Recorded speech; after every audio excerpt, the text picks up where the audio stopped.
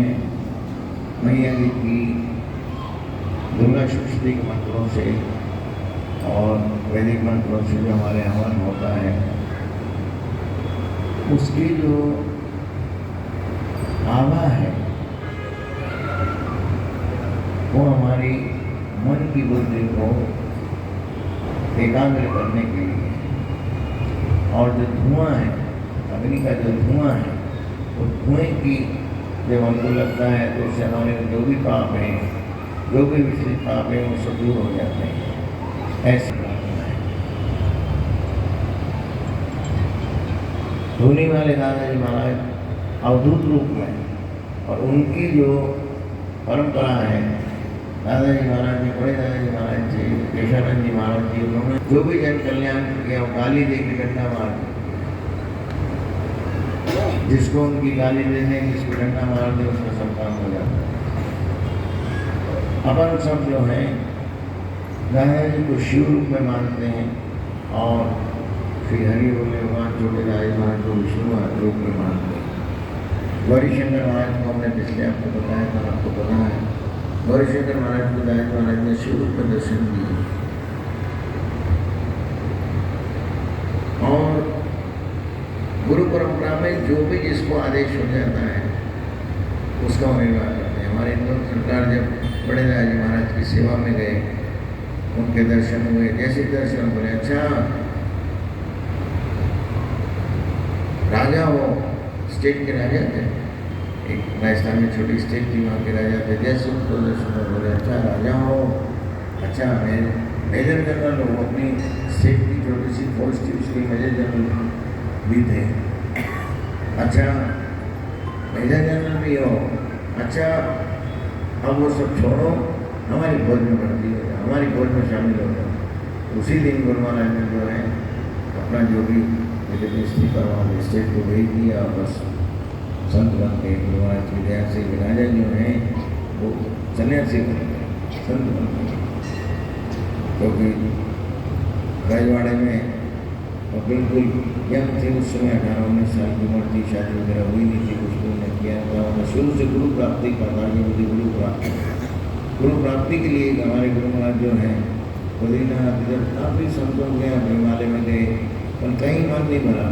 बद्रीनाथ के मंदिर में जब उन्होंने बद्री महाराज जी को, बद्री विशाल जी को प्रणाम किया, तो उनको आवाज़ आई कि तेरा गुरु यहाँ हो तो तू ढूंढ लेना, मैं तो नर्मदा खंड में हूँ, ऐसा करके उनको एक आवाज़ आई।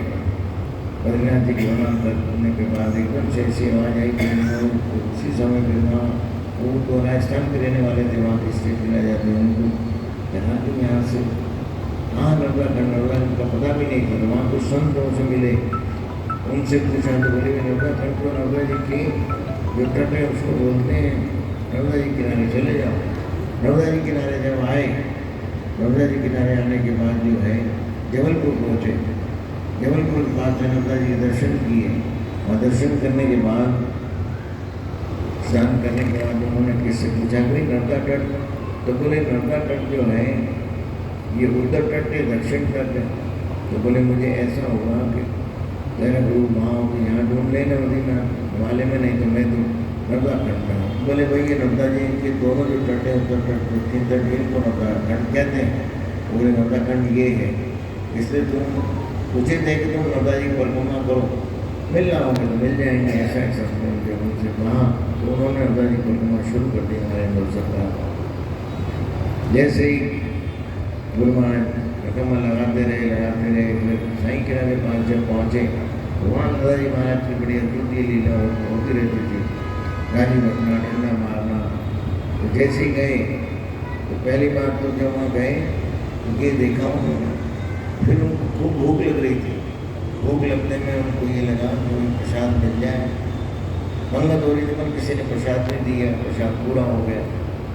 तो उन्होंने कहा कि एक पत्तल, झूठी पत्तलें थी, उस पत्तल में से जरा सा ऐसे ले लिया और ऐसे पेट पे लगा लिया कि चलो वही ये करते कर लो। ऐसे झूठी पत्तल का झूठन थी, उसको ऐसे लगा के पेट में, और एक कोने तक खड़े हो गए। दादाजी की लीला हो तो डंडा मारने लगे। बोले इस मोड़ा को बुलाओ जी, एक आदमी ने बुलाया। बोले मैं जैसे गया सामने, बोले अच्छा तो मेजर जनरल हो, राजा हो, जैसे ये बात कही तो बोले मैंने कहा सब कुछ जानते हैं गुरु अंतर्यामी की मेरे जन्म थे अपनी छोटी सी स्टेट की पहुँच के। बोले अच्छा वो बहुत छोड़ो पूरे जमाना छोड़ो हमारी फौज में शामिल हो गए। तो उस दिन से गुरु महाराज जो है फिर दादा जी की शरण में आए। जब शरण में आए कुछ दिन दादा जी की सेवा में दूरी में लकड़ी लगा देना ये करना, उनकी कोई ऐसी सेवा थी नहीं, उनकी अद्भुत लीला थी। सोना भी होता था तो बस 2-2 दिन नहीं छोड़, जब सो रहे तो 2-3 दिन लगातार सोते थे, सो रहे उठा नहीं सकते। उनके गले में जब माला कोई बनाते थे माला सूख जाती और किसी की हिम्मत को डंडा मारना गाली बकते थे और डंडा मारते तो कोई किसी की हिम्मत नहीं माला को उतारते और ना माला सूख जाती गले में।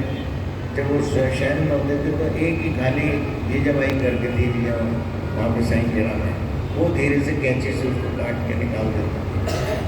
मैं तो कोई उनको हाथ नहीं लगा। नहाना धोना भी उनकी इच्छा है, नहाए नहीं तो नहीं नहाए। अपने भजन में भी है कि नहाते धोते गोविंदा निर्मल जैसे चंदा, चलो चलो भाई बहनों देखन मत वाले डंडे वाले को दादाजी धोनी वालों, उस भजन में भी ये नहीं होते। तो दादाजी महाराज की ऐसी अद्भुत लीला थी, निरंकार लीला होने से उनको जो है अद्भुत रूप में दादाजी महाराज के रूप में माना गया। और उन्हीं को केशवानंद जी महाराज जी ने जो गौरीशंकर महाराज को शिव रूप में दर्शन किए तो अक्सर दादाजी परंपरा वाले को शिव रूप में ही मानते। उसके बाद उनको एक दिन बोला कि अच्छा छोटे दादाजी महाराज हरि बोले भगवान जब आ गए थे छोटे दादाजी महाराज की सेवा में करो। फिर उसके बाद हमारे गुरु महाराज छोटे दादाजी महाराज की सेवा में लग गए। उनकी सेवा पूरा वो नॉर्मल रहते थे, नहाना धोना उनका सब होता था और कपड़े भी धारण करते थे छोटे दादाजी महाराज, धोती कुर्ता वगैरह सब उनकी सेवा में लगा दिए। बड़े दादाजी में जाओ हमारे छोटे की सेवा करो, छोटे दादाजी की सेवा करने लगे। छोटे दादाजी की सेवा में और छोटे दादाजी महाराज का ऐसा था, बड़े दादाजी महाराज जो गाली बकते गन्ना मारते थे, जो लोग बड़े दादाजी पास में आके छोटे दादाजी पास जब आते थे छोटे दादाजी महाराज उनको उसका अर्थ बताते थे। अच्छा भाई तुम्हारे गाली मारी है, गाली बकी इसका मतलब है, डंडा मारा है इसका ये है। वो उसको पूरा विश्लेषण करके भक्तों को बताते थे उससे। और छोटे दादाजी बहुत सौम्य लोग थे, उनके पास कोई भी जाए कोई भी बैठे बच्चों से खेलना, उनकी पलंग के नीचे हमारे गुरुवार बोलते थे कि उनकी पलंग के नीचे 5-5 6 हम सोते रहते थे। और जब कभी भी हो ऐसे उनकी थाल आया, कोई लड्डू का थाल आया, कोई मालपुआ आया, ऊपर से ऐसे हमको पलंग के नीचे दे पलंग के अंदर डिलेटे खाते रहते। और ऐसी उनकी लीला थी, उनकी सेवा करें। ये सेवा का क्या महत्व है आपको विदित होगा। सत्यकाम जी अपने गुरु के पास गए, उनको जब गुरु से बहुत हुआ तो गुरु महाराज से पास सेवा थोड़ी करी। जब गुरु महाराज से बोले कि मुझे जो है दृष्टांत करो, मुझे कुछ सत्य का दृष्टांत करो, मेरे कल्याण के लिए कुछ मार्ग बताओ। बोले अच्छा। सत्यकाम जी को गुरु जी ने कहा कि हमारी ये 100 गौएँ हैं, इनको जाओ चराओ, इनको लेके जाओ और चराओ, और जब इनकी संख्या 1000 हो जाए जब वापस लेके आना। ये बात उनको सत्यकाम जी को गुरु जी ने कही। उन्होंने कहा ठीक है गुरु आपके ये हो गए। हाँ गए थे ज्ञान के लिए कि मुझे ज्ञान की कुछ मंत्र दे दें, कुछ जाप के लिए मंत्र बता दें, लेकिन गुरु महाराज ने कोई उनको उनके गुरु जी ने ज्ञान की बात नहीं कही, किसी भी तरह से ज्ञान का कोई भी उनको।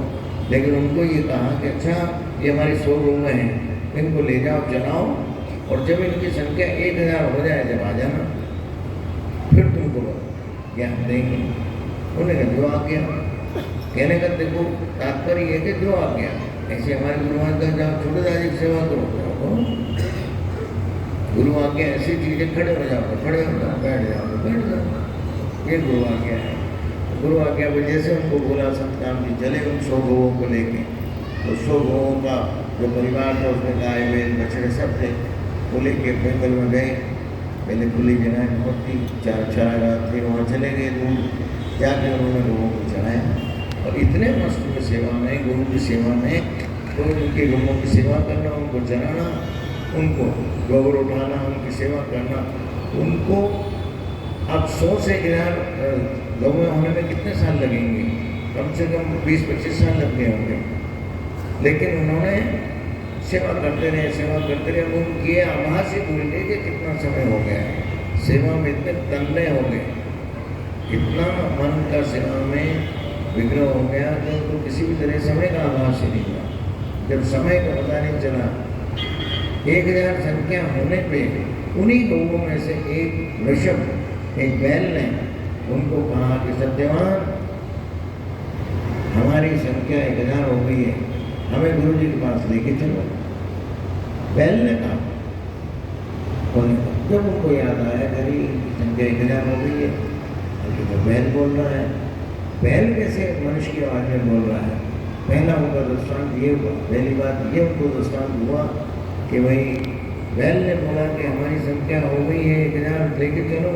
बैल कैसे बोल रहा, ये बात तो उनको बड़ा आश्चर्य हुआ। फिर उन्होंने कहा, भाई गुरु जी के पहले अपने को तो इतना करने का बोला, चलो तो चलो, उनको लेके चले।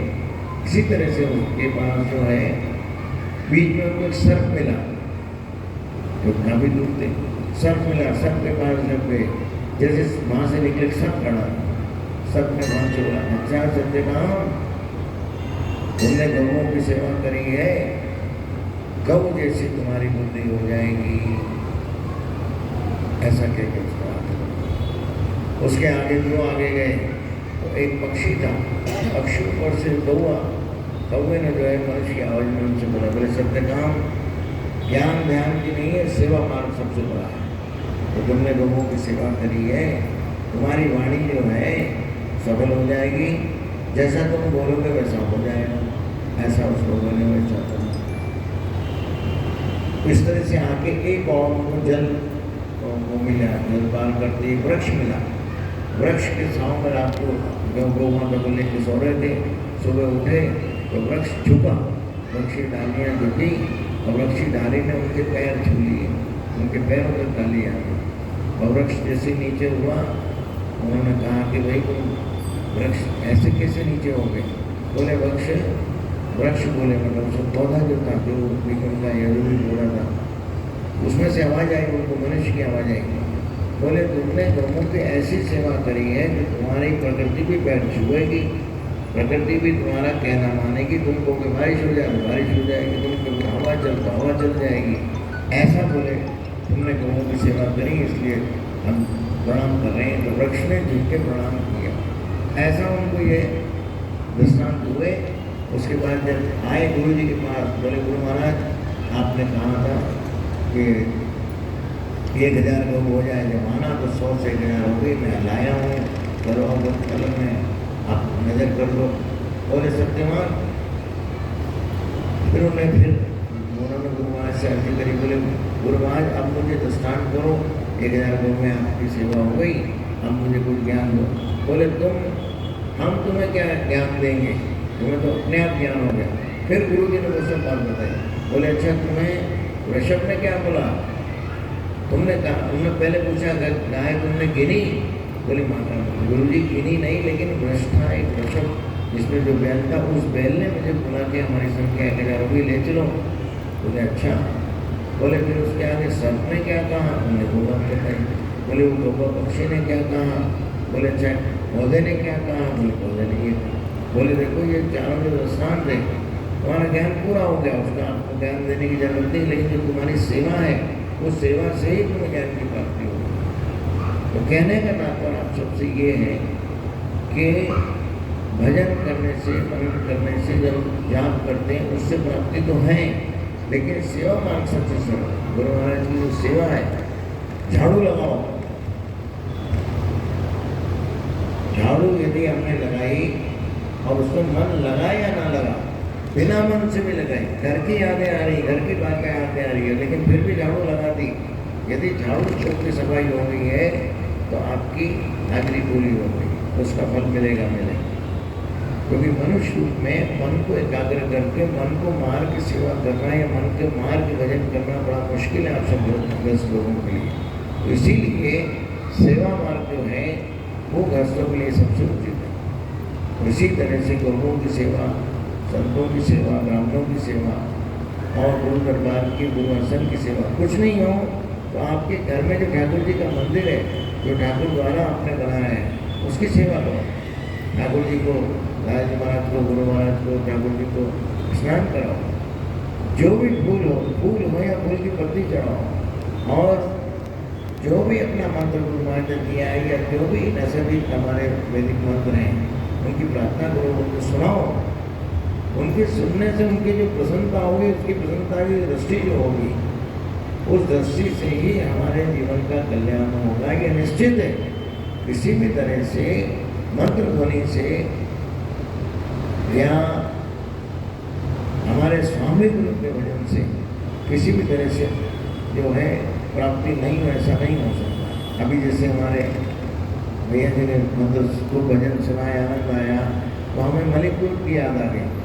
अभी हम 3 और 4 तारीख को मार्च 3 और 4 मार्च को हम महाराज के पास गए थे। महाराज के अष्टयाम की कथा हुई थी, तो वो अष्टयाम की रास हुआ था। उसमें रासलीला का भगवान का भाव बहुत बढ़िया, और रासलीला के साथ साथ महाराज जी की कथा भी थी। कथा भी महाराज जी ने उसका दृष्टांत रासलीला का उसको बड़ा आनंद आया। महाराज जी का खबर आई थी क्या इसमें जरूर आना है, तो हम गए। हमारा उसको फिर मैं तो वो सब करती हूँ। 1 तारीख को रात को गए, तो 2, 3, 4 तारीख को हम रहे, खूब आनंद आया। आज भी आपने भजन सुनाया तो हमको बहुत स्मरण हो रहा था, इसलिए हम आपके भजन सुन रहे थे। और हमें हमारे मन में वही अष्टयाम की जो रास थे उसका आनंद आया, उसका दृश्य हो रहा था।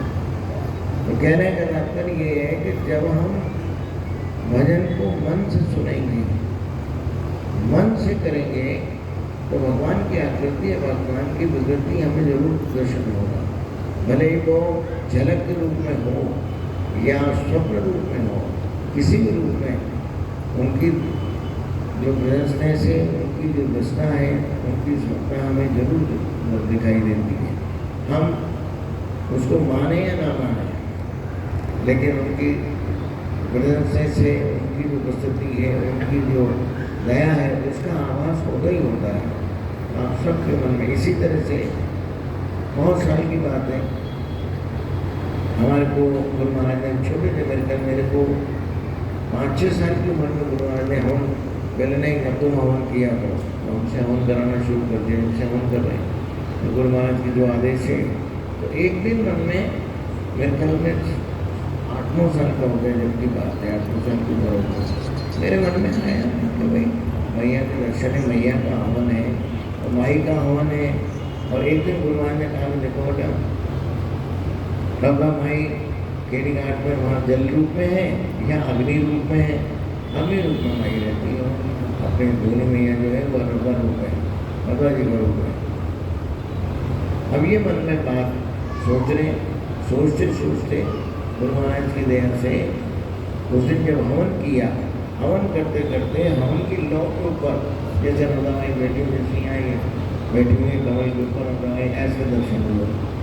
फिर मैंने आगे जैसे गुरु महाराज से कहा कि गुरु महाराज ऐसे तो ऐसे कर दिया, चुप रहो। जानते थे सब,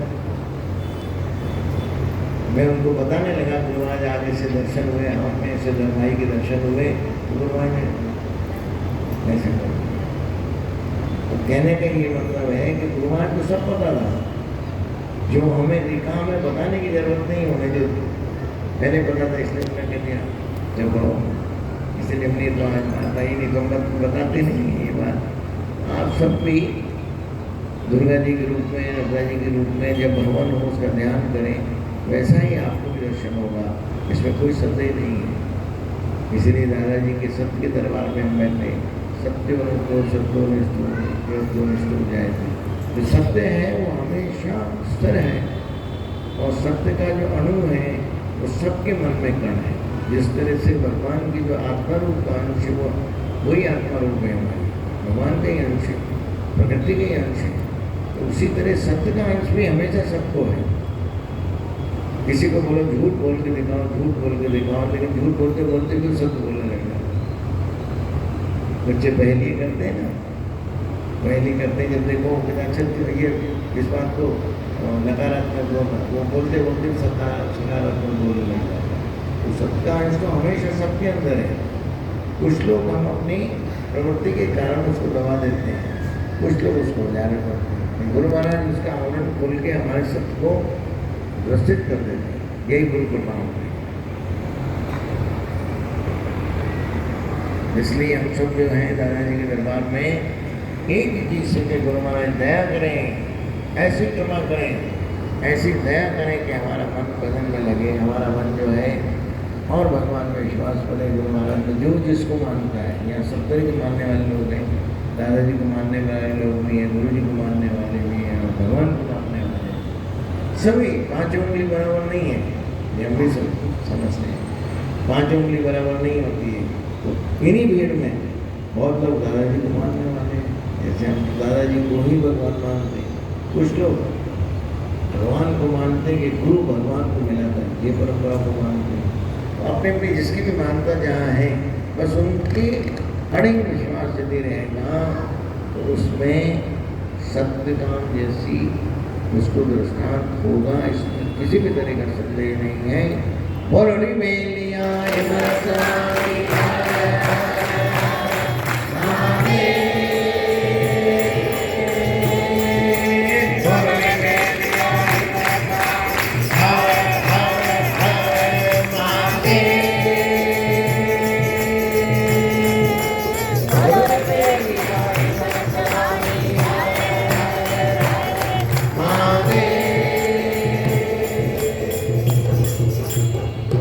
जय श्री दादा जी, जय श्री दादा जी, जय श्री दादा जी, श्री गौरी।